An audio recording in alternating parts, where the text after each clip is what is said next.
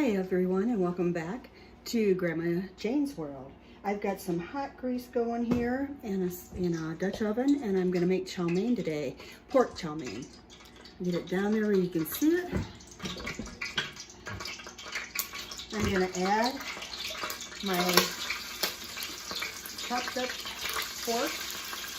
You can use a pork loin roast, you can use boneless chops, boneless tenderloins, whatever you want to use. This can also be made with chicken as well as pork, or beef, excuse me. And we used to even make it with beef and pork combo, but I've kind of gotten away from the beef, so it's pork today. And first of all, we just, after we cut all that up and taken the fat off it and whatnot, we brown it in some oil and get it all good and browned. I'm going to put a little seasoning on it today, a little salt and a little pepper. And then while this is browning, I'm going to give you the recipe. Read off the recipe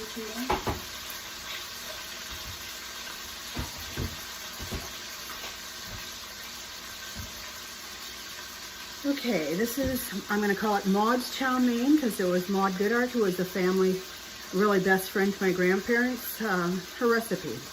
So it calls for 1.5 pounds cubed beef, 1.5 pounds cubed pork, but I just did pork alone and I did about 3 pounds instead. Okay, 1.5 cup chopped onion, 4 cups cubed celery, that's a lot, 1 can Chinese Chop Suey vegetables. I use 3 cans of Chop Suey vegetables and 1 can of sliced water chestnuts.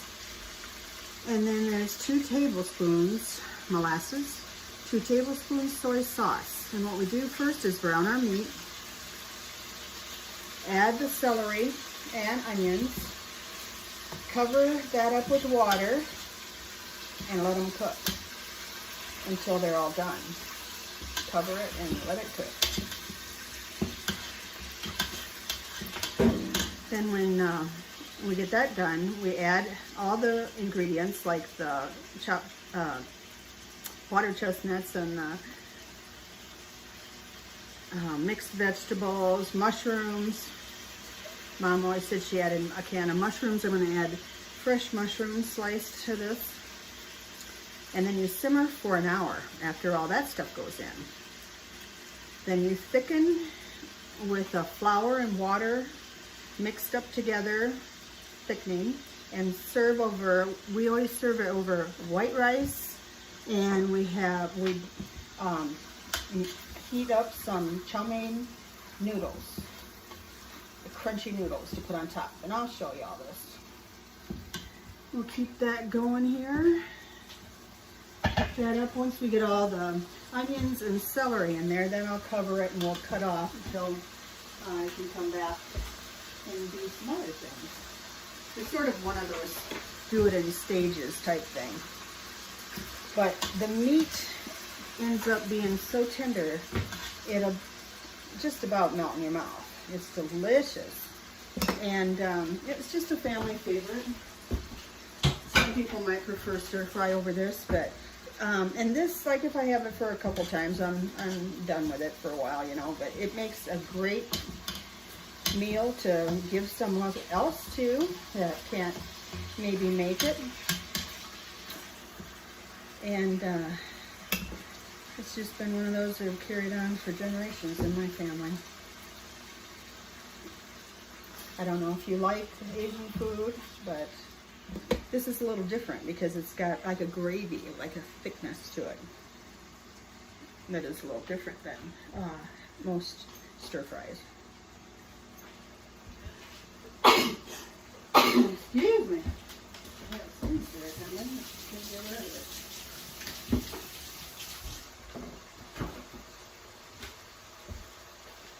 Alright, it's getting along there pretty good. It's browning up good. Don't see much pink in it anymore. Put it, heat up just a little more on it, get it going, and then I'll start putting in the celery, chopped up celery, and the onion.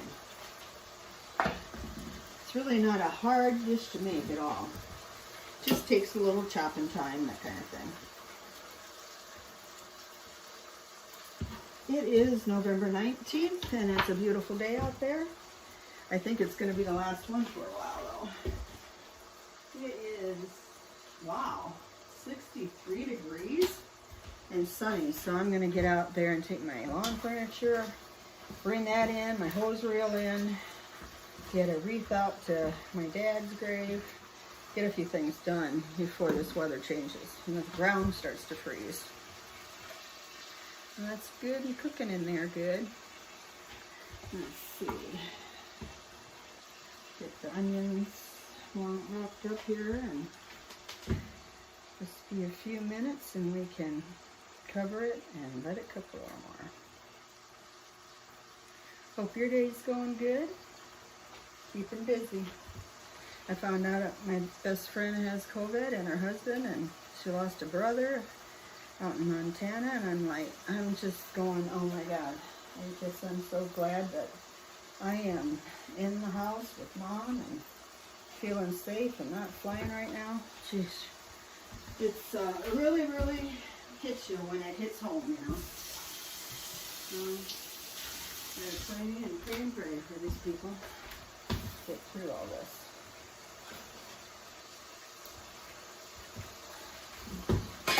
I take it very seriously.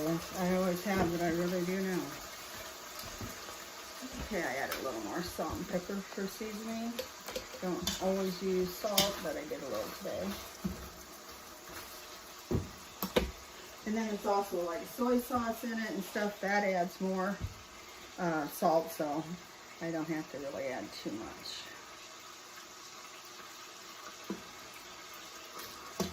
Like this to brown up just a little more.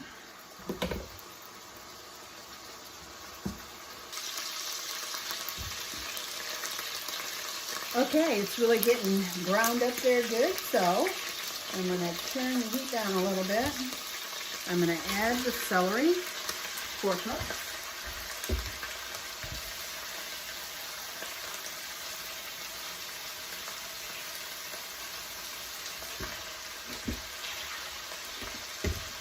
I'm going to add some water. Let's see, I might have to add more. I have to cover the meat and celery and onion with water. Smells good already with that browned in here. Alright, then I'm going to look at it here.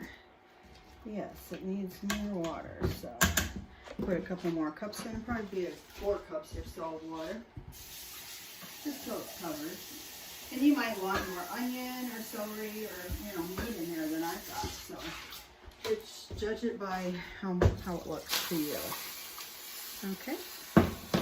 I've got that covered, and I've got it on medium heat, and I'm going to let it cook till it's done. So we'll be back then. See you then. Bye. Hey, I just looked at the meat, and it's really tender. It just, you cut it in 2, no problem. So, it's still simmering. I'm going to, now it's time to put the vegetables in.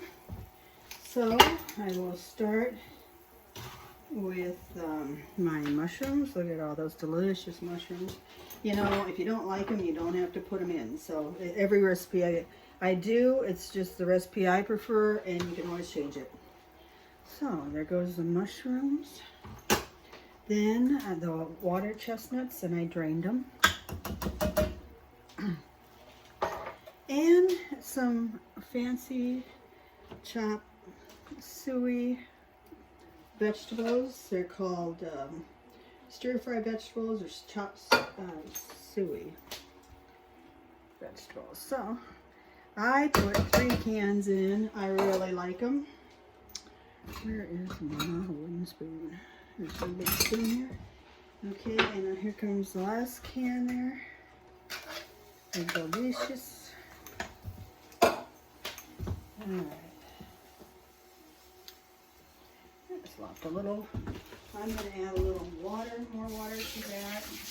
Because it's getting kind of full and not as much juice. There was another can of liquid at this point, water. Kind of mix those up in there with the meat and the celery and the onion. Even that celery and onion cooking up smells so good. It just smells good. If you like that kind of thing, you'll like it, I think. And then also we need 2 tablespoons of molasses. We used to always be able to buy a beads molasses. And I don't really know what the difference was. It looked the same and it tastes the same, you know, and added that to our chow mein. But when I tried just regular molasses, it worked fine. So here's 2 tablespoons of soy sauce as well. It's going to add kind of a rich color to it that it hasn't had. And I'll just stir it up. And let's check the recipe here, make sure I got everything in there. Okay, and now once that is mixed in there, I'll mix it in a little better. We cover it and cook it on low or medium, right between low and medium heat for another hour. So it is really going to be cooked in there good.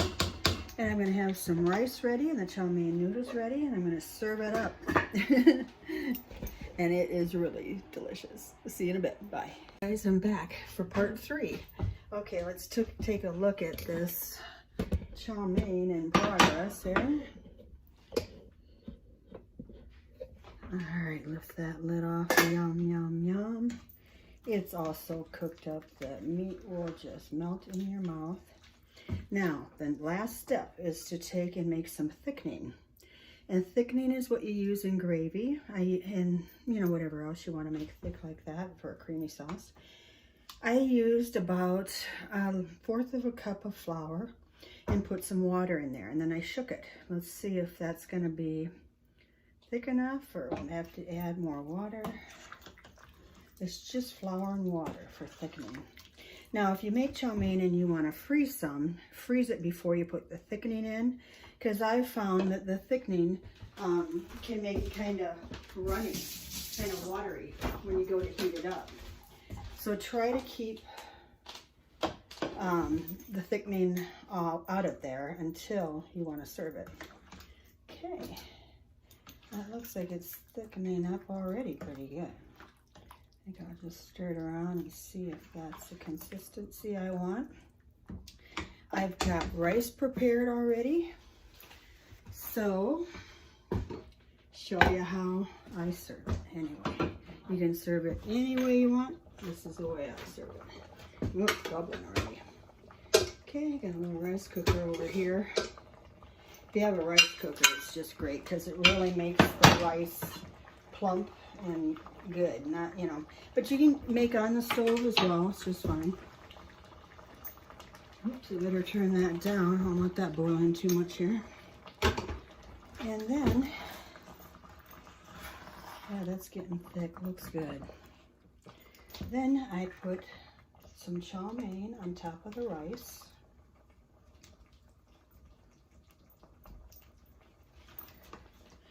I had an uncle that lived in Jacksonville, Florida at the last, and he was my dad's brother.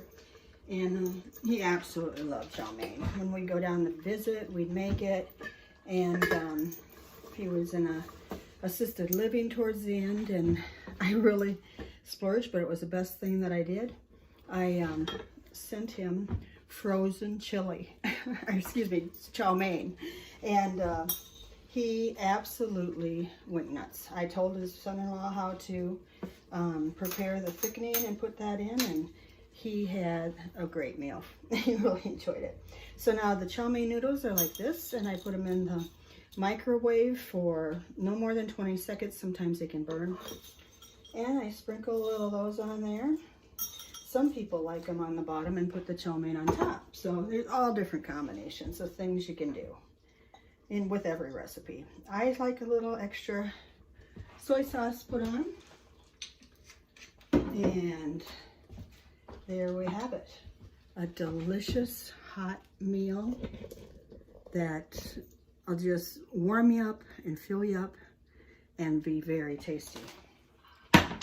I hope you enjoyed learning how to make our chow mein and have a great day. Take care. Bye.